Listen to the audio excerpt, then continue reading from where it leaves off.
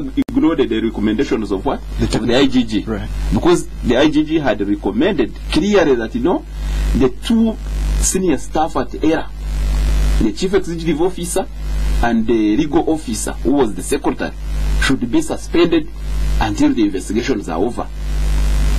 What happened? Actually, those officers remained in that regulatory authority, and they gave the company which they had recommended to cancel finally got the contract. And what we are seeing today is a result of what those things have been happening. That is, you're talking about Frank Seboa. Yes, as we speak. Afterwards, actually, even the government discovered that actually what those officers were doing was not right. As we speak now, they are in suspension. They are not working. He had a fight with his minister. No, of course it was not a fight actually. I think what Hilary Oneko was very right. And this man below him begins to fight his boss. Yes. The tail begins to work. No, actually, that's why they afterwards, after at the meeting, that actually, because I think I have a copy of what the technical committee, which was actually mobilized by Seboa. The technical committee looked at all the recommendations of the Salim Saleh report and said actually, in some areas Umeme was using wrong bills, when in actual sense the Uganda National Bureau of Standards had even written to Seboa, to ERA, had also written to Umeme that under the grid code regulations, section 2, paragraph 5, they were mandated to test all the meters of Umeme, all the electricity meters before they installed to customers. But as up to now, they have never. And Umeme, ERA didn't even care to ensure that those meters are what? Are tested. So in the report, they were saying actually Umeme was using what? 40 meters. And up to now, there is no any report which they have ever, any study to investigate whether actually the 40 meters are not, whether they were not 40 or not 40. Instead, the Umeme reported that actually, no, they were conforming to the standards, international standards. But this is the supplier. At the same time, he's saying is the what? Investigator. So how would you believe in that? The reason why UNBS is there is to really instill confidence in the public. Right. So we've been talking about all these things that, so when we talk of darkness, I don't think that darkness started yesterday. The darkness has been there. And the biggest challenge is that, you have all these companies. There are very many companies. Because if you have Uganda Electricity Generation Company, you have Uganda Electricity Transmission, you have the distribution, and then you have Electricity Regulatory Authority, you have Rural Electrification Agency. These are 5 government companies. And then add on the private companies. You add on ESCOM, managing the 2 dams. From South Africa? Yes. You have Umeme, managing distribution on behalf of UEDCL. Yes. And then you have Agreco in Mutundwe, you have Agreco in Chira Jinja, you have Jacobesin, you have Electromax, all providing 50 megawatts, providing these services. So how do you expect to pay all the MDs and officers of these people, and then think that actually you can reduce the power tariffs to a certain level? All these ones are actually, every contract, every project that comes, they are all struggling to get how much. And there is no doubt, fighting for the cake. Yeah, there is no doubt whatsoever today that the amount of money government gives in subsidies is a lot for this thermal is actually not money that is supposed to be paid. Almost like half of it is money that is hot air. Yes, it's hot air. And if we were to investigate the way how these companies were given licenses and the agreements and the terms which are in those agreements, they would see a lot of that. You would really discover that what the officers in government are doing is very absurd. Okay. Well, of course, we know the government is subsidizing to the tune of about $200 million this year, according to the budget. But very briefly, before we go for this break, Mr. Dickens Kamjisha. No, but so actually, Edmund, before you say that, yes, because right now what the Minister of Energy is saying this year alone, yes, the subsidies from government to these companies, yes, is going to be 660 billion shillings. Yes, because while they were telling about $250 million thereabouts. Yes, around there. So you can imagine how much money. So why don't we privatize it? It is as if we are still running the sector as a government. So basically, what you're saying in in many words is, in few words, basically government made a blunder to divest itself of these companies. It should have stayed the way it was and improved efficiencies. Yeah, it was supposed to first make a plan on how to Not just jump into the water. Not just to jump and just give people, foreign companies to make money and they just rip Ugandans open. This is Spectrum on Radio 1. Tonight, MPs call for a fresh probe into the energy sector in light of the current crisis. What are their concerns and possible lessons that the country can take to avoid another energy crisis? We'll be back. Thank you for coming to the executive suite, madam. My name is Richard, your executive banker, and I'm here to handle all your banking needs. Oh, really? Thank you.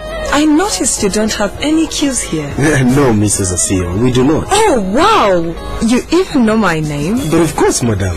Today we are offering you a current account with a Gold Visa debit card, home loans with attractive rates, Gold Visa credit cards, and unsecured personal loan. All that for me? Yes. In addition, we can offer you internet banking so that you can access our services from anywhere, even your home. Oh, this is too much. What else will you give me now? Chai? Experience executive banking at Stanbic Bank. Excuse me, madam. Your cup of chai? Ask about executive banking at your nearest branch or visit our executive banking suites in Nakasero Towers, Forest Mall at Lugogo, Garden City, Ntinda, Makerere, Mbarara, Mukono, Mbale, Lira and Gulu. Stanbic Bank, moving forward.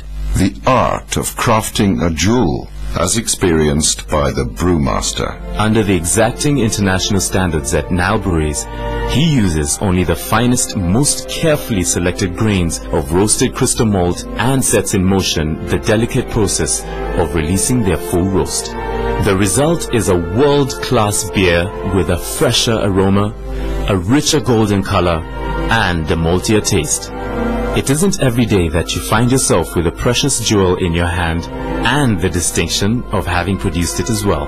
Nile Gold Crystal Malt Lager, beyond an ordinary malt.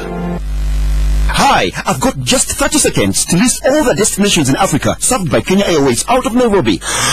Abidjan, Accra, Addis Ababa, Bujumbura, Cairo, Cotonou, Dakar, Dar es Salaam.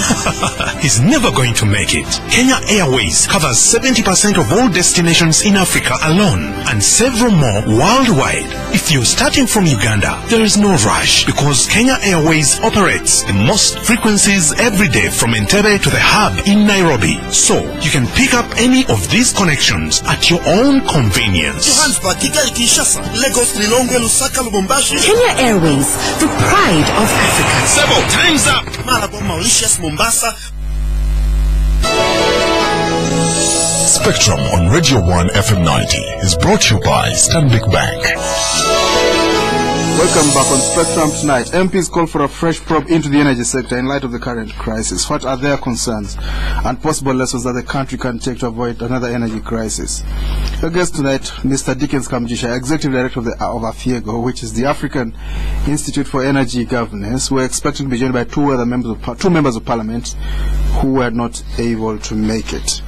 Maybe before we go there, let me speak about for a good cause. The President is hosting a luncheon to raise funds for the University of Dar es Salaam on Saturday at State House. Well-wishers are invited to that dinner. An individual card costs, I think, 200,000 shillings. It had earlier been scheduled for the 17th. It's been moved to the 16th. That's a good cause. They're raising money. The university marks 50 years next year. Mr. Kamjisha, you're saying the government made a big mistake to divest itself of this power. Let's talk about Bujagali. The government has blamed the opposition for delaying Bujagali with politics. Is that the reality or is it not? Of course, in my opinion, is that the draw of Bujagali was also deliberate. Because if you remember, the EAS company which was supposed to construct AES. Yes, AES actually left not because there is anybody who chased it, but because of the scandals. And right. It was locally affiliated as Nile Independent Power, something like that. Yes. Promoted by Nitin Madhvani. Yes. Actually, that is the ownership. But if you go to the register of companies today, you will not even find the documents. So sometimes you even don't know whether these companies actually called Ugandan companies or not.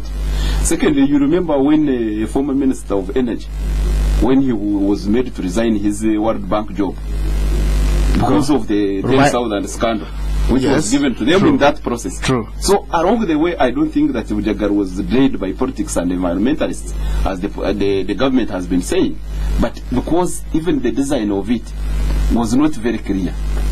I think even today, the reason why the cost of Bujagar was jumping from $600 million now to $1.3 billion.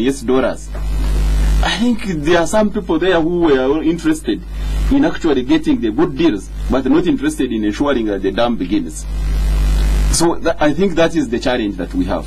Secondly, whether we say that, you know, the privatization of the electricity sector was meant to help Ugandans get electricity that is affordable, that is efficient. I don't think that really that was the policy was very clear by government, because there is nowhere in the world where a government has privatized the sector like electricity when you are still talking of helping the poor people to actually benefit from electricity. Right. The private companies can never deliver in terms of helping the poor. It is the government that can help its own people, whether they are rich or not rich. So currently, if you have rural electrification to be done by private companies and loans from the World Bank, when the government is not the one in charge, it is not in control of distribution and is not in control of generation, it just simply becomes very hard. That's why we've been, I think our argument as at our organization, we've been looking at Bujagar. You are going to build Bujagar very expensively to that extent, then produce power, then this power give it to Meme, and then Meme keeps on telling you that actually we are making losses. You keep on paying subsidies, you keep on paying rebates, you keep on servicing the debts. How will you manage to ensure that that power actually goes to the poor? So it's a scandal of big proportions. So it is simply a scandal. Mega scandal. And I think we've not really planned to ensure that this power becomes relevant, and it is relevant to the socio-economic development of Uganda. But the argument has been that regardless of the cost, I'm not apologizing for it. It was ridiculous. I mean, $1.3 billion for 250 megawatts. Karuma is 600 megawatts, 2.2. Doesn't make sense. But when the power comes on board, 250 megawatts, 50 megawatts in November, the rest in April next year, that will cancel all our needs. We won't need the generators anymore. So that's going to be something that's in the past. No, but of course, you are looking at an economy that is growing every day.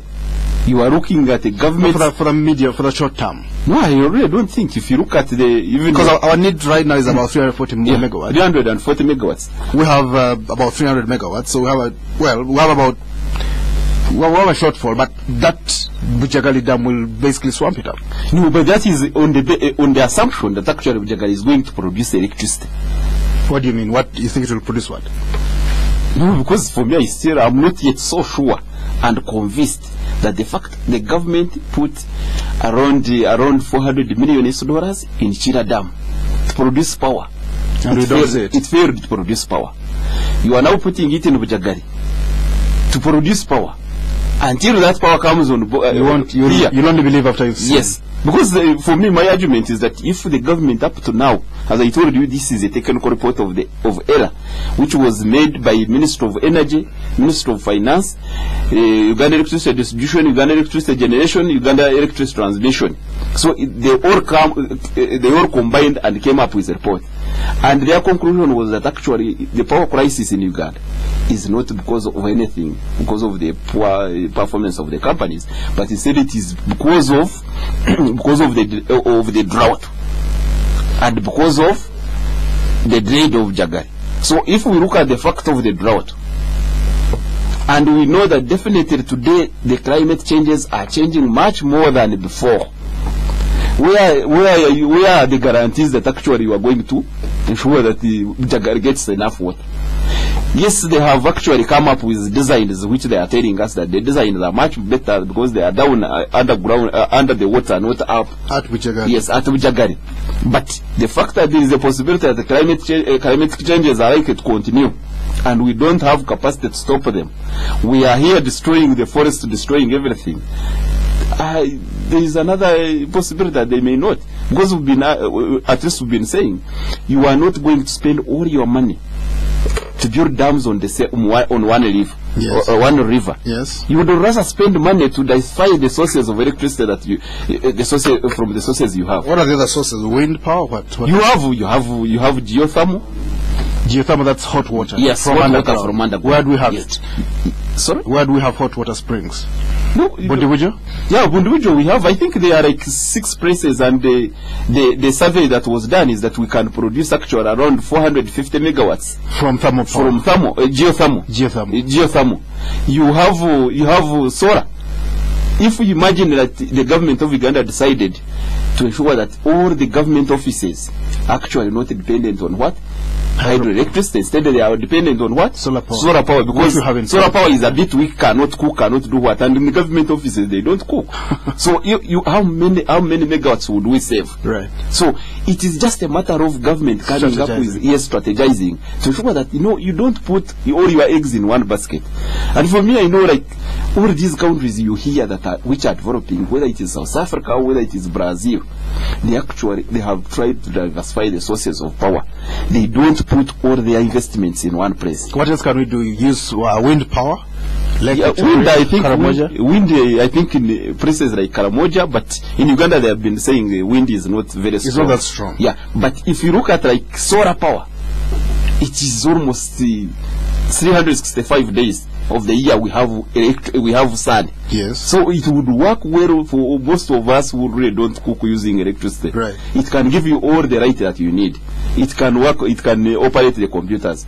So that's why I'm saying no, Bujagari. Yes, it is going to help in the short term, but in the long term, there is no guarantee that actually the conditions will not affect. But we have Karuma coming online. No, for me, I think whether it is Karuma, because recently I was passing from Kakata, from the Masaka side to Karangara. Yes. If you go with that ferry and you see the waters of Lake Victoria, the levels are very low. Actually, the levels, the water is very polluted. It is too green.